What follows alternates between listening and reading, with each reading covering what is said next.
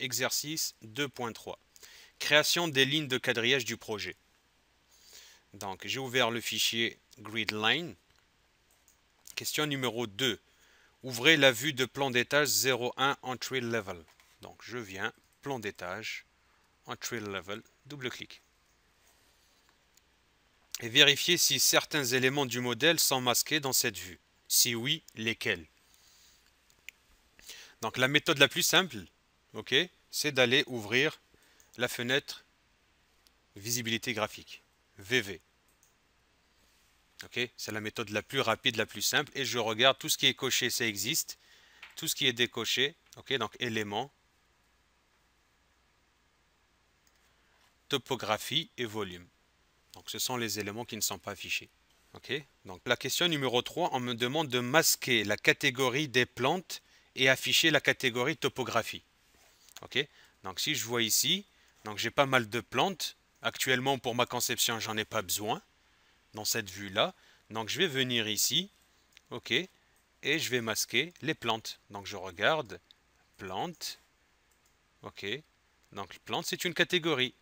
Je désactive ça, ok, regardez je vais faire juste appliquer, tac, il vient d'enlever les plantes. Et on me demande d'activer la topographie. Donc topographie, je fais ok, j'ai la topographie qui s'en vient. Donc je peux activer, je peux masquer, afficher tous les éléments que je veux dans une vue. Question numéro 4. Effectuer un zoom avant sur le terre-plein du bâtiment et modifier l'échelle de la vue pour 1/200e. Donc le terre-plein c'est lui. Ok. Regardez, c'est très intéressant. Quand je survole un élément, donc vous voyez, hein, donc il met en surbrillance, il me dit tiens, ça c'est le terre-plein. Je survole comme ça, il me dit ça c'est une topographie sous-région. C'est la sous-région d'une topographie. Je m'approche de là, il me dit lui c'est la surface topographique. Ok, je m'approche de lui, il me dit lui c'est la limite de propriété. Ok, donc le terre-plein c'est lui. Donc je zoome sur le terre-plein. Ok, et je modifie l'échelle pour 1/200e. 1/200e c'est correct. Donc je viens ici, je change l'échelle 1/200. Tac. Ok, et je rezoome. Question numéro 5. On me demande d'ajouter les lignes de quadrillage verticales, donc 10 lignes verticales, entre l'extrémité gauche du terre-plein, donc l'extrémité gauche, c'est celle-là, qui recevra la ligne numéro 1, et son extrémité droite, ligne numéro 10, donc extrémité droite, ici va recevoir la ligne numéro 10. Le positionnement des lignes de quadrillage supplémentaires n'est pas important à ce stade. Toutefois, le quadrillage 6 doit se trouver près de la ligne d'extrémité de l'aile la plus courte du bâtiment. Donc elle, c'est l'aile la plus courte du bâtiment. On me demande que la grille numéro 6 soit proche ici. Donc je viens, j'ai ici quadrillage. Ok. Je vais essayer d'utiliser encore cette méthode que j'ai utilisée tout à l'heure. Choisir des lignes. Donc je clique. À ce moment-là, je vais faire aucun décalage parce que je vais venir cliquer sur cette ligne-là. Donc je dépose, tac. Regardez, il vient de me créer la ligne de quadrillage numéro 1 qui est déjà alignée avec le terre-plein. Je veux avoir sa bulle en haut, j'ai juste à cliquer sur le petit carré, tac, il m'affiche sa bulle en haut. Sauf que vous voyez que la bulle, elle est très proche du terre-plein. Donc j'ai juste à attraper sa bulle qui est ici et je la déplace un tout petit peu pour aérer. Je zoome, je descends en bas, je fais la même chose. Je clique, j'aère un petit peu. Donc ça, méthode numéro 1, j'ai déposé la première, ok, et j'ai toujours l'outil quadrillage qui est activé. Je peux faire une chose, puisque j'en ai déposé une, ok, donc je vais faire décalage. Donc je ne sais pas encore de combien, hein, donc je vais faire au hasard, ok, ou bien je peux venir ici mesurer, faire une mesure et dire tiens, montre-moi de là à peu près à là il y a combien, donc j'ai 6 mètres, donc je dis tiens, à chaque 6 mètres, quadrillage, je lui dis je veux sélectionner un élément et tu me fais un décalage de 6000. Ok, et je viens. Et regardez comme par magie, je clique, tac, il va mettre 2, 3. Ok, Ok, il faut juste que je fasse attention de quel côté je suis en train de cliquer, hein. Donc 4, 5, 6, 7, 8, 9 et 10. Oups, vous voyez le 10 où est-ce qu'il a déposé? Donc j'ai pas cliqué au bon endroit. C'est pas grave, donc je l'attrape. Ok, le numéro 10, je fais juste le déplacer. Ok, donc on me demande que le 6, donc le 6 qui est là, il doit être là. Donc je vais attraper tout ce beau monde, comme ça, et je vais les déplacer. Pour que le 6, ok, soit proche de l'aile. Donc on m'a dit que le plus important c'est que la ligne de quadrillage 1 doit être à l'extrémité gauche du bâtiment et la ligne numéro 10 doit être à l'extrémité droite du bâtiment. Okay. Donc question numéro 6, on me demande d'aligner le quadrillage numéro 6 à la ligne d'extrémité de l'aile la plus courte du bâtiment. L'outil aligner, regardez comment ça fonctionne, c'est très simple. Donc je vais dans le ruban modifier, j'ai l'outil aligner, je clique dessus et je regarde en bas qu'est-ce qu'il me raconte. C'est ça le plus important. On me demande, veuillez sélectionner la référence du point ou de la ligne pour l'alignement. Donc je dois lui dire d'abord où tu vas t'aligner et après je sélectionne l'objet que je veux aligner. Donc la ligne 6, je veux l'aligner avec cette aile là. Donc je lui dis écoute, voici la ligne de référence. Il vient de la mémoriser et là il me demande maintenant de sélectionner l'entité que je veux aligner, qui est la grille 6, et je clique, tac, il est allé s'aligner. Donc même chose ici, la ligne de quadrillage 10 doit s'aligner là, donc je lui dis tiens, voici la ligne de référence, et envoie-lui à cette ligne de référence là, tout simplement. Ok, et je clique sur modifier pour terminer.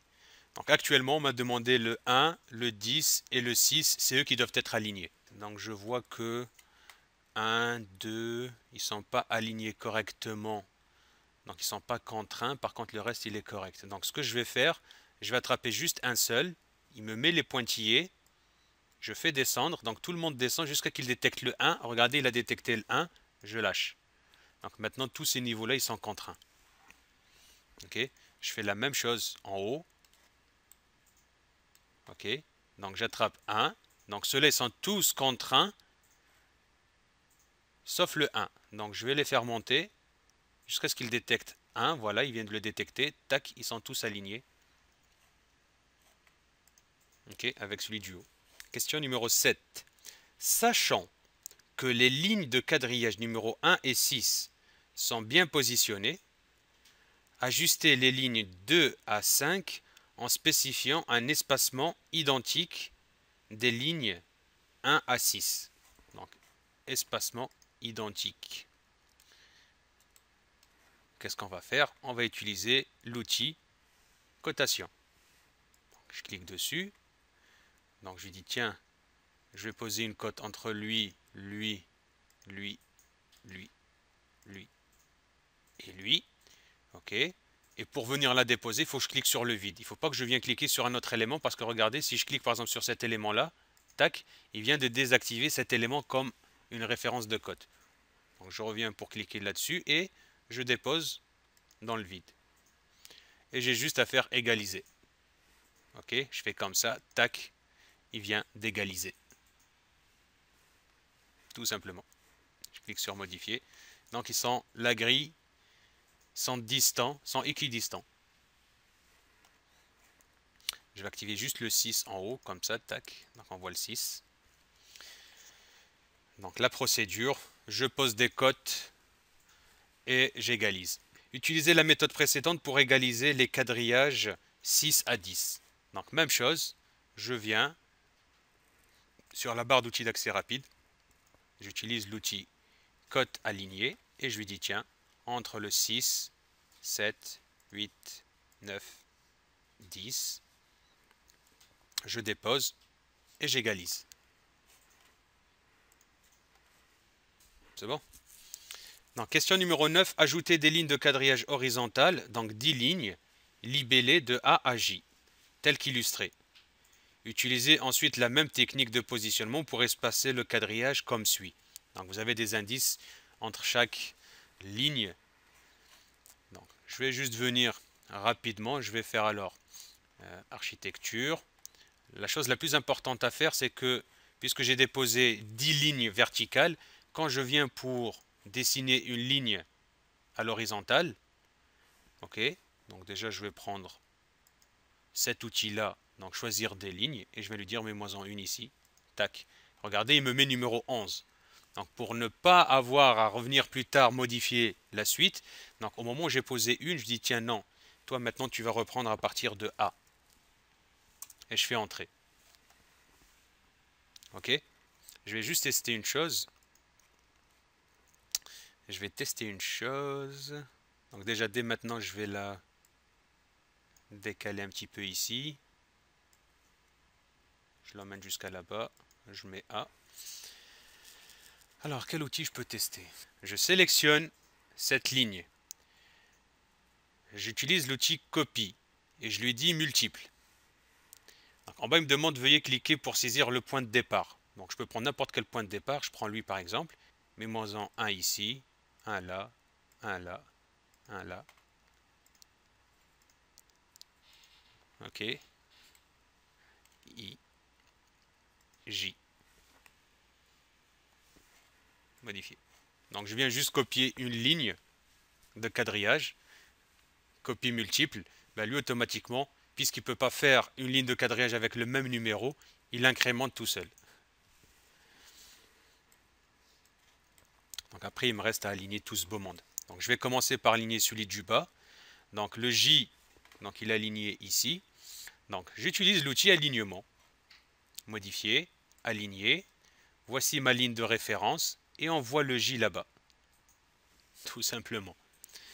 Après j'ai le H qui doit être aligné ici. Donc voici ma ligne de référence. On voit le H. Ok. Donc le I va être quelque part ici. Donc le C, il est aligné avec lui. Donc je vais juste déplacer le D un tout petit peu. Outil alignement. Ligne de référence. On voit le C là-bas. Donc maintenant on me dit, écoute, entre le A et le C, tu dois égaliser ça. Donc je vais venir mettre, ok, une cote entre le A, B et C. Je dépose et j'égalise. Donc égalité. Donc entre le C et le H. Donc je viens poser une cote entre C et H. Donc C, D, E, F, G, H. Je dépose, j'égalise. Donc c'est pour ça que c'est bien, je ne me soucie pas, je pose les éléments, après je viens les contraindre. Et la dernière, H, I, J, je pose la cote et j'égalise. Et je termine.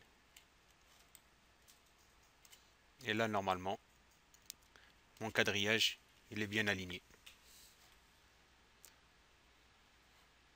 Ok, enregistrez le fichier, le cas échéant, puis fermez-le. That's it.